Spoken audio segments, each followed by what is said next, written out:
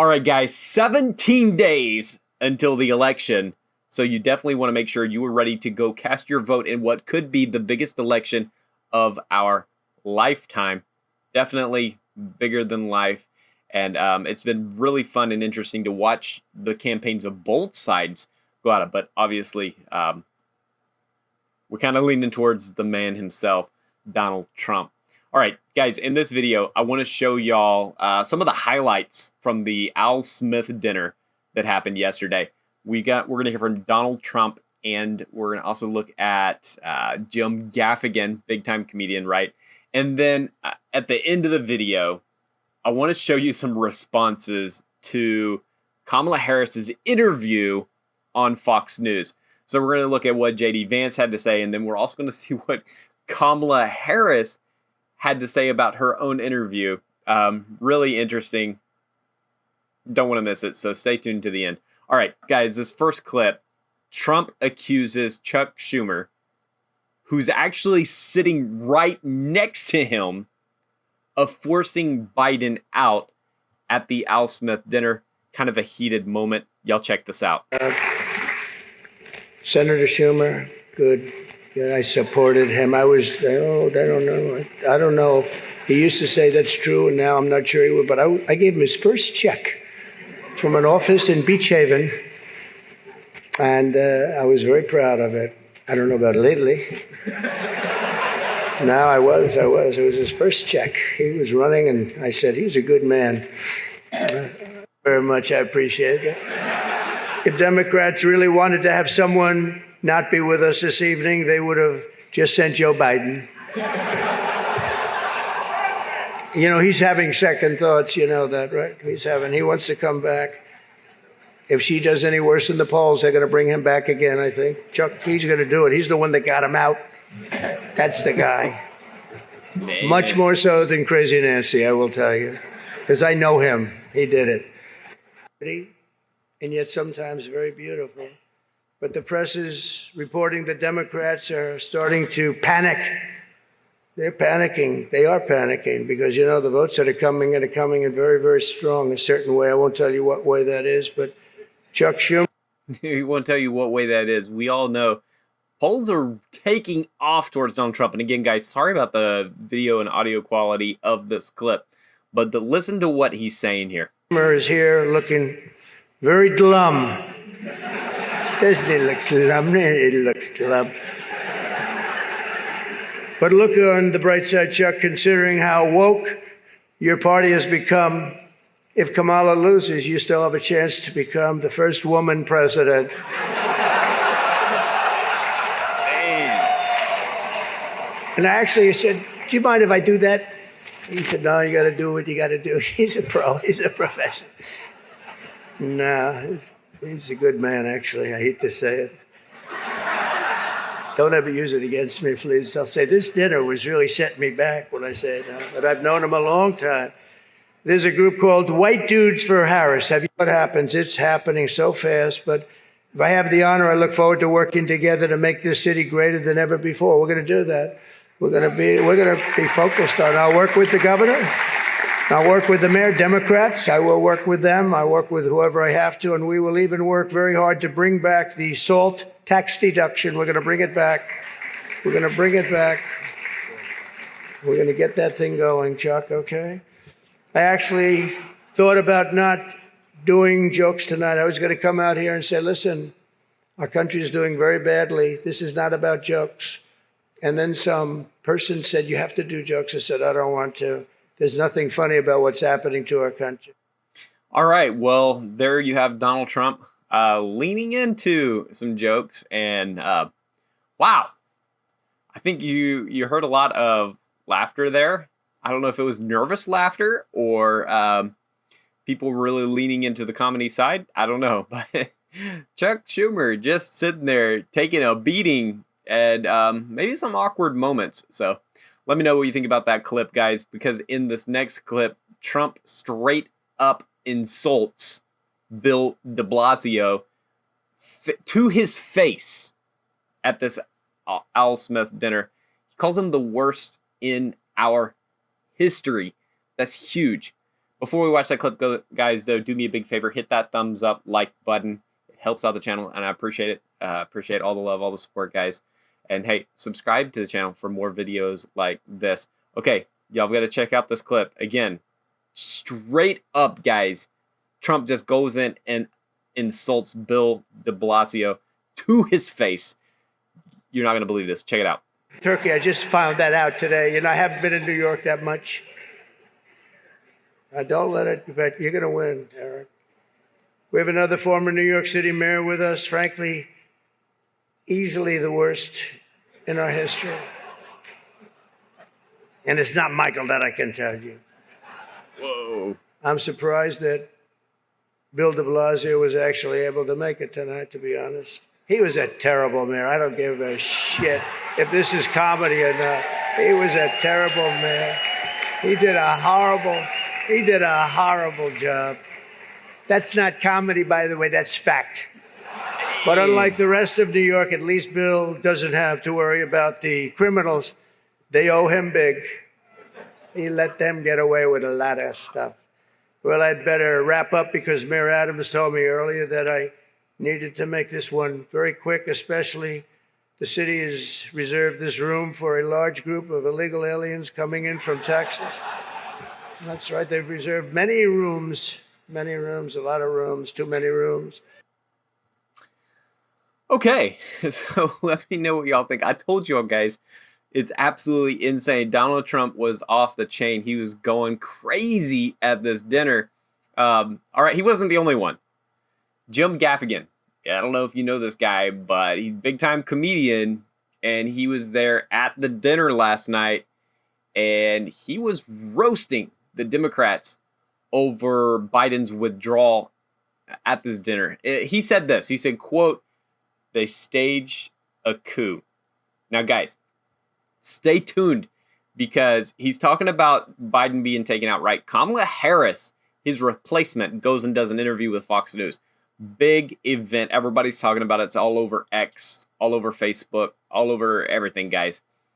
JD Vance reacts to it, and I'm going to show you all that clip here in just a minute, as well as what Kamala Harris herself said about her interview on Fox.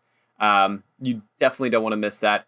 And hey, guys, leave a comment down below. Let me know what y'all are thinking about these clips because I'm telling y'all, crazy stuff is happening.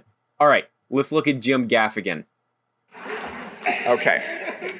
Our first presentation tonight will be by Vice President Kamala Harris, okay?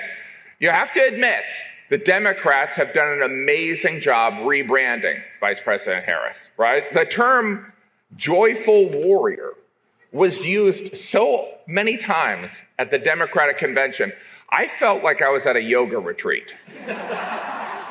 Let's start off in a joyful warrior pose and then go straight into downward facing Doug Emhoff.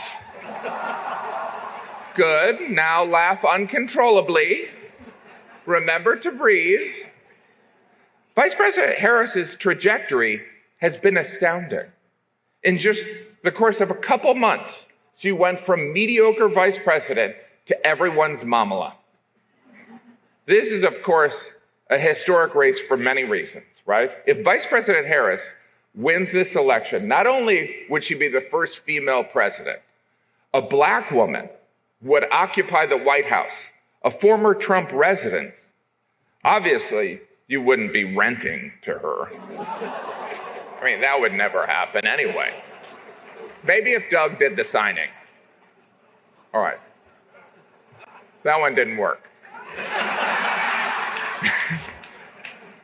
This has been an interesting presidential campaign. The Democrats have been telling us Trump's reelection is a threat to democracy. In fact, they were so concerned of this threat, they staged a coup, ousted their democratically elected incumbent, and installed Kamala Harris. In other words, all her dreams have come true. Really? It really makes you consider the power of prayer, right, Cardinal? Sometimes prayers take 3.5 years and a George Clooney op-ed. Yeah. Man. I don't know who's angry, but I don't care. Anyway, can I point out, so it's I think I should get right to, it's that, now I am turning into Tim. Okay. Wow. Dude, he didn't hold back. He just went crazy. But you know what? What he said was absolutely true. The Democrats did stage a coup. Like, when in the history of the United States has the guy in office, the president, been replaced by his own party while he's still president? He's officially still the president, but he's not running for re-election, even though he wanted to, even though he said, I'm not going anywhere, even though he said, I'm holding my ground, I'm putting my foot, no, nobody's going to move me. They took this guy out, and they put Kamala Harris in. It was 100% a coup. Jim Gaffigan wasn't beating around the bush. He was telling it like it was, and guys, we have to realize that is what happened, okay? Whether it was right, whether it was wrong, doesn't matter. That's what happened. We can't lie to ourselves and say, no, this was a political process, blah, blah, blah, blah, blah. No. They took him out and they put her in. No precedent for it. They just did it. Why? Because they were afraid that he wasn't going to be able to win. They saw his terrible performance in the debate and they said, nah, it's too much. We got to cut our losses. We got to act quick. And they brought Kamala in, and y'all saw the huge wave of support that Kamala got right when she came into office, or when she came into the campaign chair, right? Like as the nominee, everyone was like going crazy, dude. Like polls, she shot up. Trump was in the lead, guys. Don't forget what happened. He was way out in the lead. As soon as they put Kamala Harris in, like boom, she was beating Donald Trump, and now we've seen what happened, right? Donald Trump has taken that step up. The honeymoon period with Kamala Harris has, it's come down a notch. And anyway, all right. So speaking of Kamala, she does this interview on Fox News, and JD Vance reacts to an interview with Bret Baier, and you just got to see what he had to say about their interview. Watch it here. Kamala Harris is crap. We remember.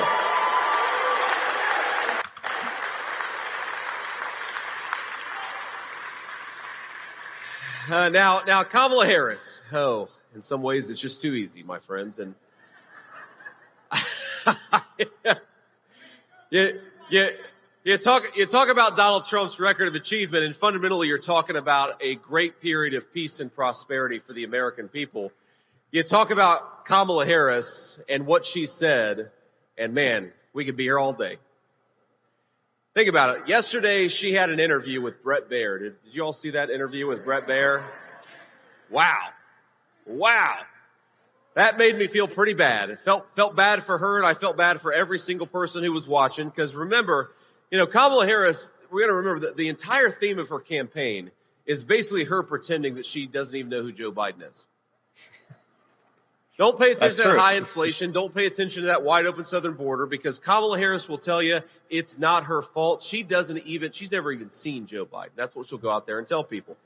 She'll stand up in front of crowds without a hint of shamelessness and say, on day one, we're going to fix the inflation crisis affecting American families.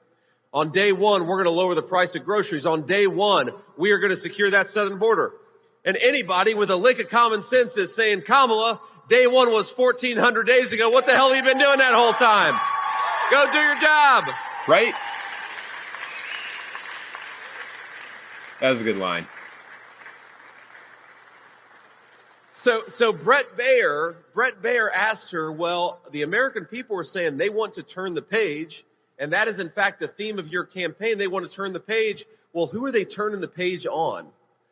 Because you've been the vice president for the past 3.5 years, and you know what she said? She started talking about Trump. She is pathologically incapable of talking about the American future without talking about a person who hasn't been president for 3.5 years. And look, I wish that he had been president for the past 3.5 years. We wouldn't have had all these problems.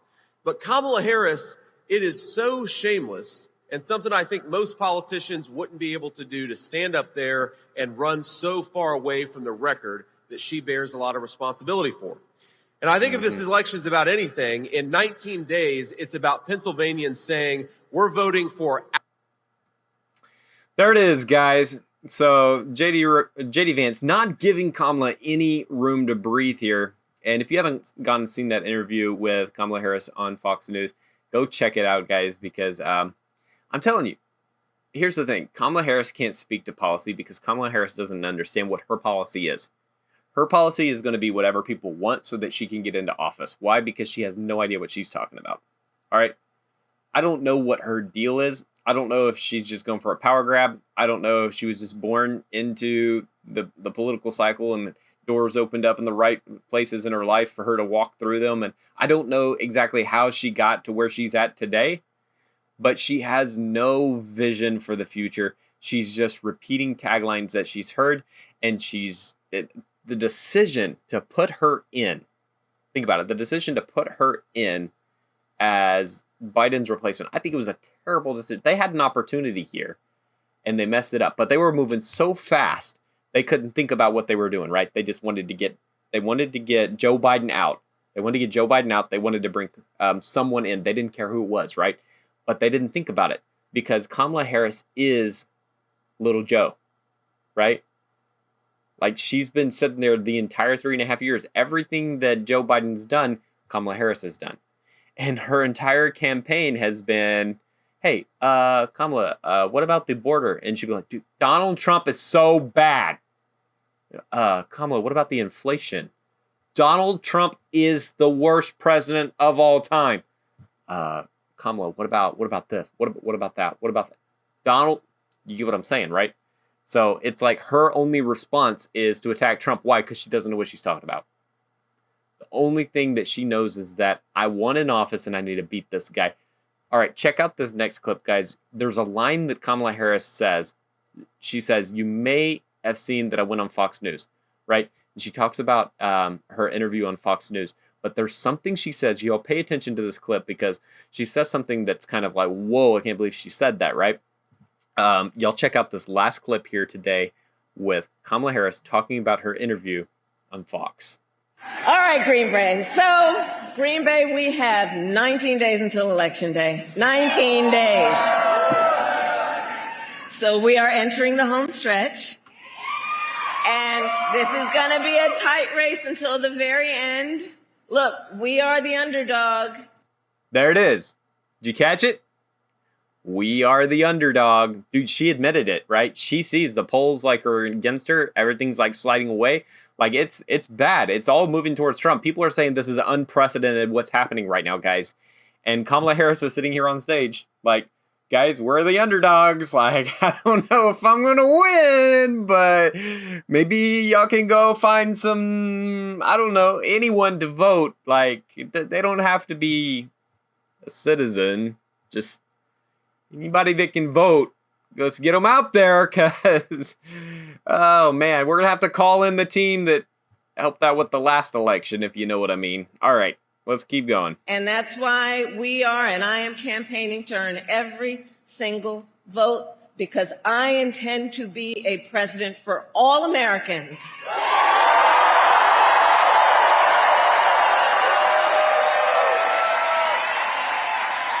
No matter their political party, where they live, or where they get their news.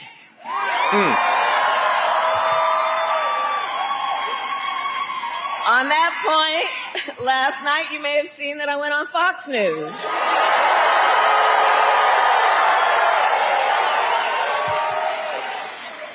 Meanwhile, Donald Trump joined a Univision town hall yesterday where a voter asked him about January 6th. Okay. Now, we here know January 6th was a tragic day for our country. It was a day of terrible violence with attacks on law enforcement. 140 law enforcement officers were injured that day. Law enforcement officers were killed that day. And what did Donald Trump say last night about January 6th? He called it, quote, a day of love.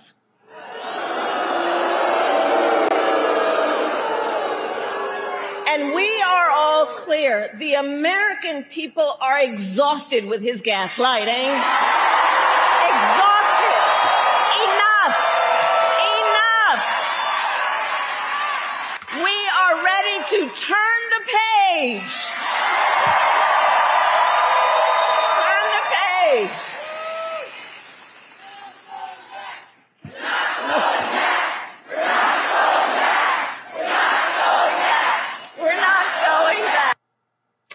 All right.